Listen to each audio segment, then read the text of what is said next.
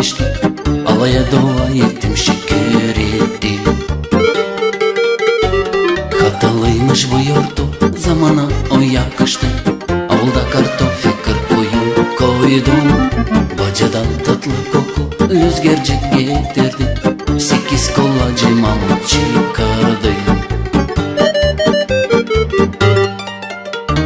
İlk yazda bu hatalı yurtu, 40 kaşık onun adı.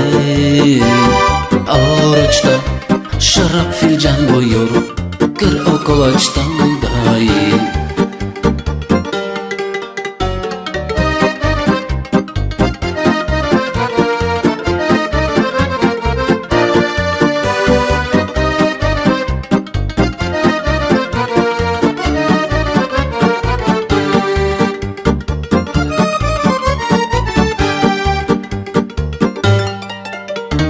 Koyuncu kuzuladı, keçici ikizledi.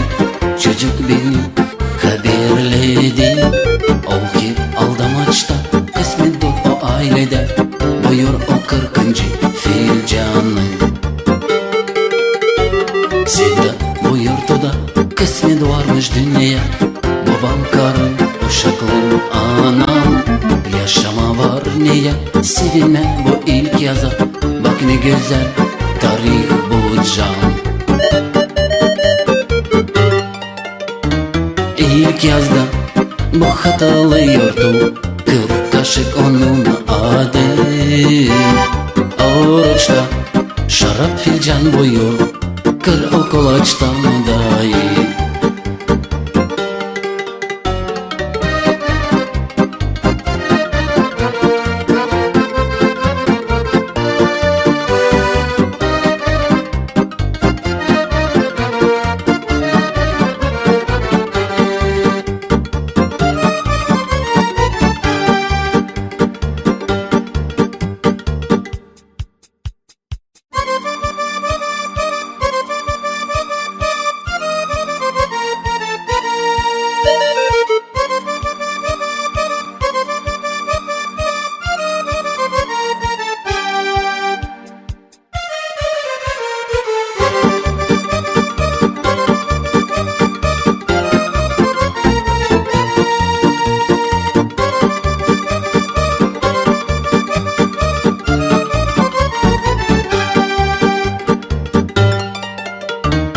İlk yazda bu hatalı yurtu, 40 kaşık onun adı.